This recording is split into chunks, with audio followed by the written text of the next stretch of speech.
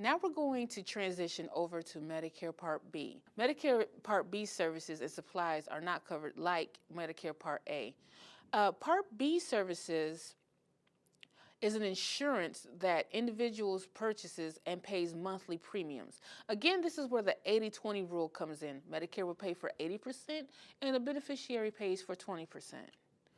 These are some of the things that the Part B will cover once the patient is eligible for Part B. Physician services, outpatient hospital services, home health care, and all medically necessary supplies and equipment. Medically necessary means the needs that actually fits the patient's medical condition, okay? Now we're going to move on to Part C and Part D.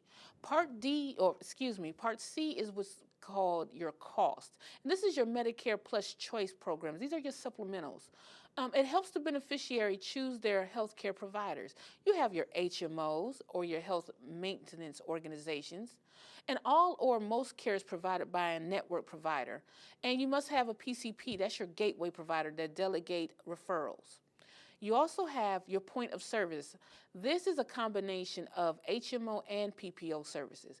Then are your PPO preferred provider organizations, a network of preferred providers that a beneficiary can choose from.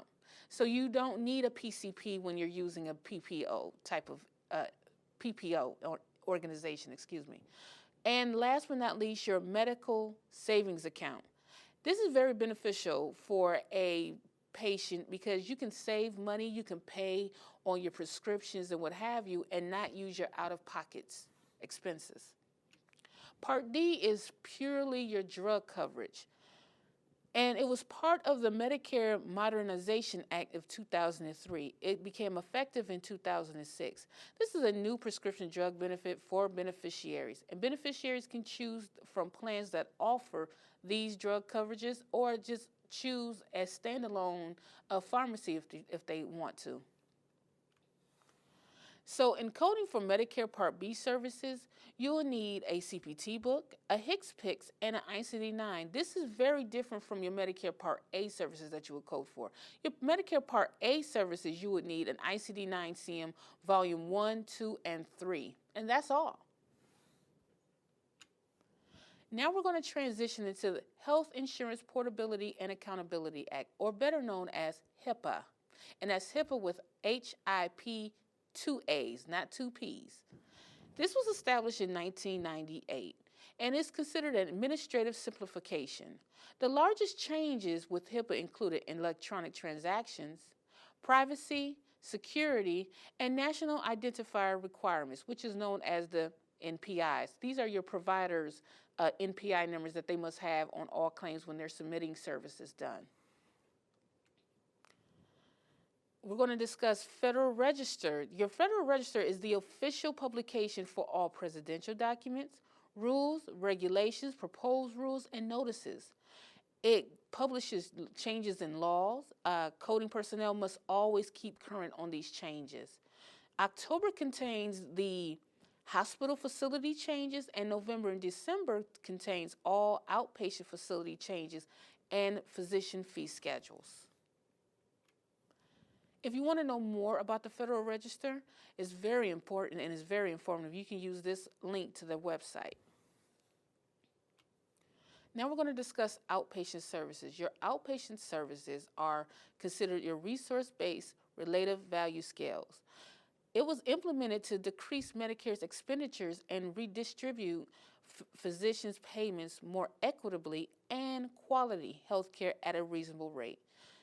The acronym or the abbreviation for resource-based relative value scales is RBRVS. The physician payment reform was implemented in 1992, and it pays the physicians the lowest of the physician charges for services. It pays lowest of their customary charge and prevailing charge in locality. Part of that is the OBRA, or the Omnibus Budget Reconciliation Act.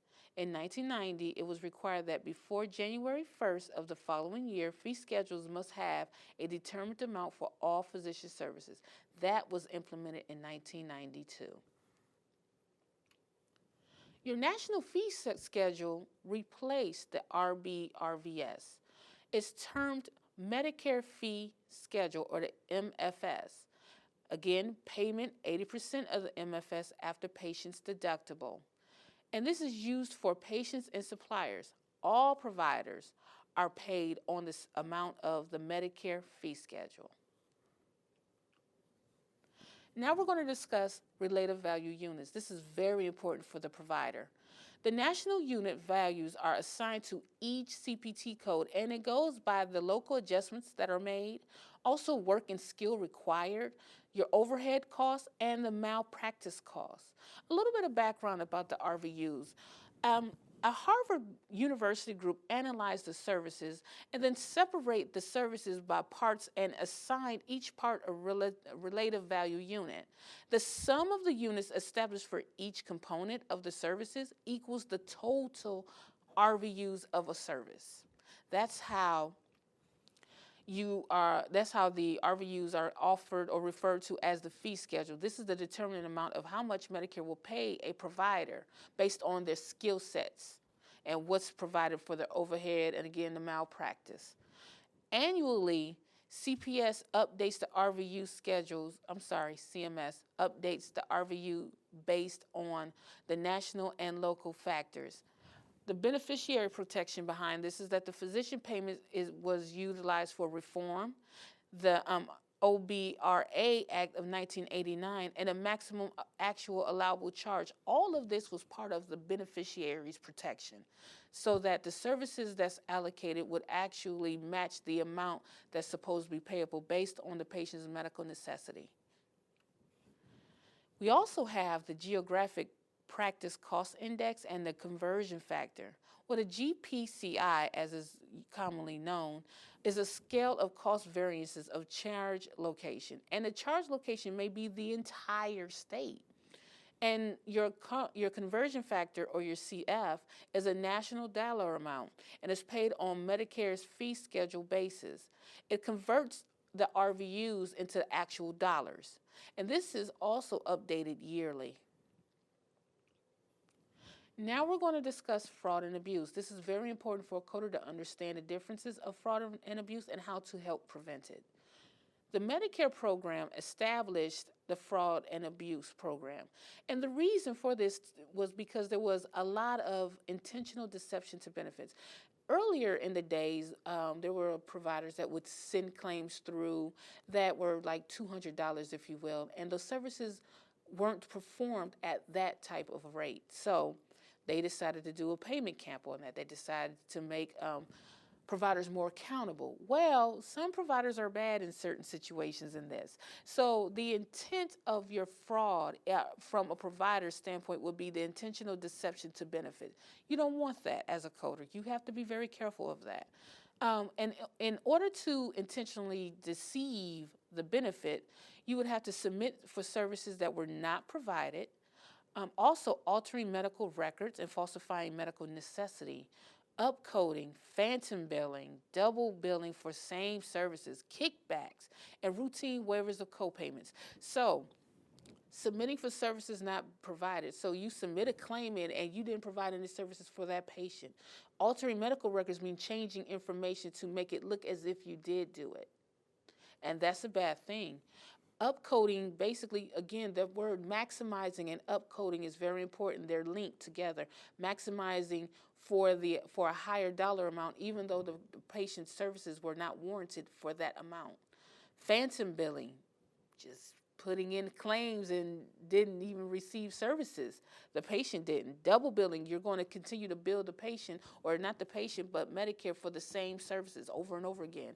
Kickbacks is a very interesting one. We'll get to that in a minute. And routine waiver of copayments. A lot of providers may not think that this is something that's considered fraud, but it is. You keep denying copayments, that can cost that practice a lot of money.